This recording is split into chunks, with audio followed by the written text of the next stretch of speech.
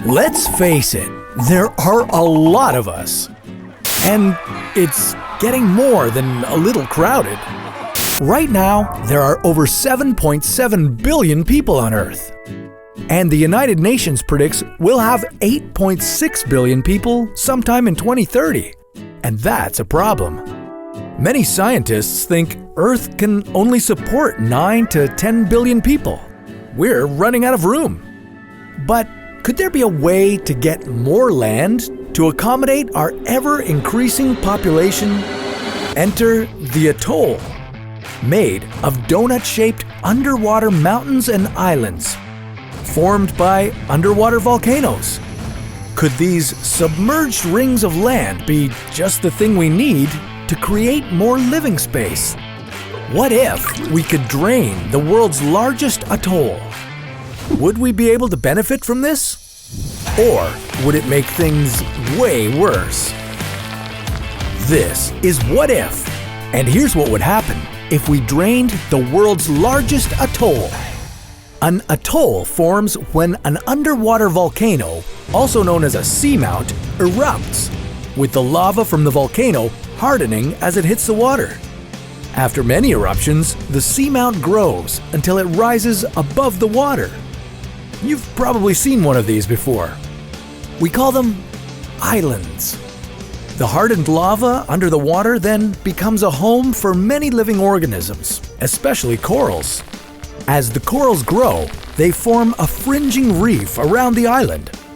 Over time, the reef continues to grow and the island begins to shrink. As the island shrinks, the reef remains and the corals begin to grow upwards. Then it becomes a coral rim, which means you've got a nice chunk of land accompanied by a warm, shallow, and salty lagoon. An atoll. Atolls are some of the most beautiful habitats in the ocean. They're some of the most evolved coral reef systems in the world, homes for thousands of species of plants and sea creatures.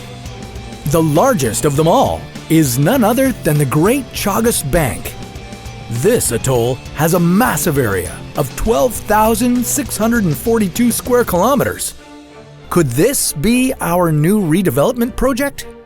Well, if we were to drain this atoll and fill it with sand, concrete, or any other solid material, we'd have some brand new land there. The development of these new areas would begin immediately, with the economic boost coming soon after. It would go something like this. More land means more space for people. More people means more development. More development means more jobs. And more jobs mean more money.